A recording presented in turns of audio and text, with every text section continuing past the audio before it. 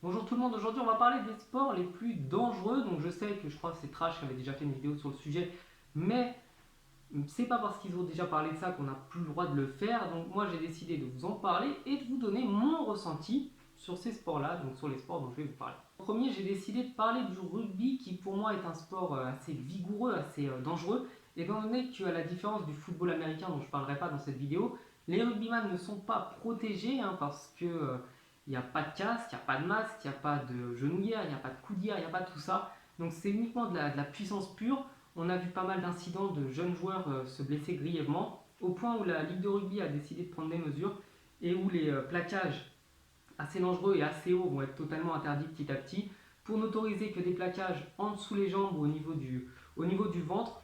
Donc il y a eu pas mal d'incidents, c'est un sport assez dangereux, c'est un sport où on peut facilement se casser les côtes, etc.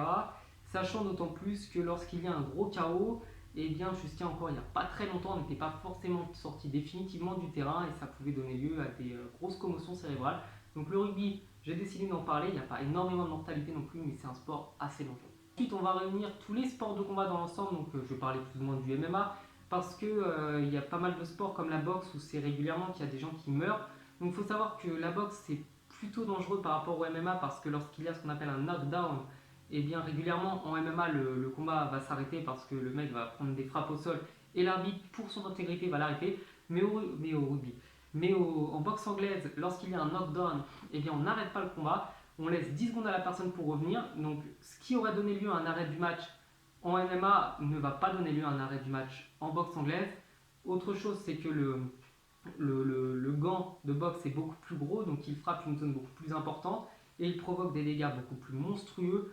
Donc on sait que c'est pas rare de voir un basketteur mourir et c'est quand même plus régulier qu'au MMA, donc la boxe fait partie des sports les plus dangereux. En troisième, on va parler de tous les sports aériens, donc le parachutisme, le deltaplane, l'ULM, tous ces sports voilà, très aériens. Donc pourquoi c'est dangereux? Je pense qu'il n'y a pas besoin de faire un dessin. C'est qu'il y a rarement des accidents, parce que c'est quand même des gens assez expérimentés, mais il peut y en avoir à cause du vent notamment, qui va changer d'un seul coup.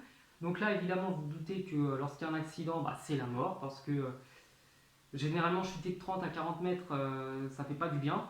Donc j'ai dans mon entourage proche, là où je suis à la campagne, quelqu'un qui a survécu à un gros accident justement de parapente.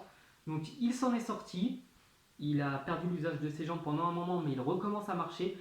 Donc c'est un exemple que je vous donne, mais on se doute bien que lorsqu'il y a un accident dans ces sports-là, généralement c'est très très dangereux. En troisième, l'alpinisme. Donc là, ça fait partie des sports où il y a un risque de mort extrêmement élevé. Donc quasiment systématiquement, lorsqu'il y a un accident, c'est la mort. Donc il y a des risques de chute, il y a les risques de tomber dans les crevasses, il y a les risques également d'avalanche et les risques de manque d'oxygène. Donc il faut savoir que lorsque vous êtes en montagne, je pense que ça vous le savez, vous avez beaucoup moins d'oxygène que lorsque vous êtes à plat au bord de la mer. Donc c'est des sports qui doivent être pratiqués, encadrés par des professionnels, ne surtout pas les faire tout seul. Même si certains s'amusent à monter l'Everest tout seul, je pense que c'est complètement idiot de le faire. Donc c'est un des sports les plus dangereux et également un des sports les plus physiques. En cinquième, j'ai décidé de parler des sports automobiles, donc dans leur ensemble, que ce soit la voiture, la moto, la F1, tous les sports avec un moteur, parce que là, vous vous doutez aussi que lorsqu'il y a un accident, c'est généralement mortel. C'est extrêmement dangereux, il y a des courses notamment où il y a eu des centaines de morts et ça n'empêche pas pourtant de continuer à les faire.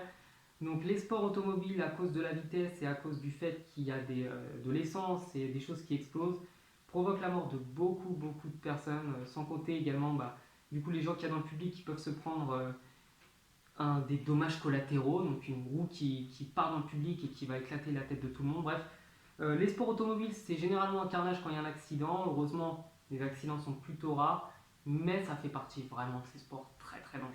En sixième, on va parler de la plongée. Et oui, on peut se dire, oh, la plongée c'est pépère, on descend dans l'eau, c'est pas dangereux. Mais il faut savoir qu'il y a des niveaux à respecter lorsque vous remontez. Vous pouvez vous exploser littéralement le cerveau si vous remontez beaucoup trop vite. Vous pouvez également vous faire piquer par des animaux qui vont vous mettre à moitié inconscient. Sauf que perdre conscience sous l'eau, c'est pas comme perdre conscience sur terre, c'est la mort parce que vous allez vous noyer. Il y a aussi les courants, vous pouvez vous faire attaquer par des sharknados, donc ça c'est plutôt rare, c'est des espèces de grosses tornades avec des requins dedans. Et du coup, si vous faites de la plongée et qu'il y a une tornado et avec des requins, vous allez vous faire bouffer dedans.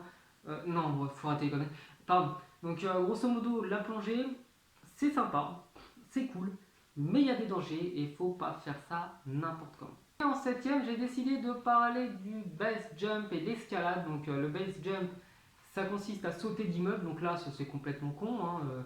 Je trouve ça sympa de se donner un petit coup d'adrénaline, de se faire un petit peu peur, mais sauter d'un immeuble, c'est pas drôle, c'est juste dangereux. Et il y a l'escalade, donc là l'escalade par contre qui est un vrai sport, qui est quelque chose que j'admire, que je n'ose pas faire parce que j'ai un vertige assez hallucinant et au-delà de 3 mètres j'ai peur.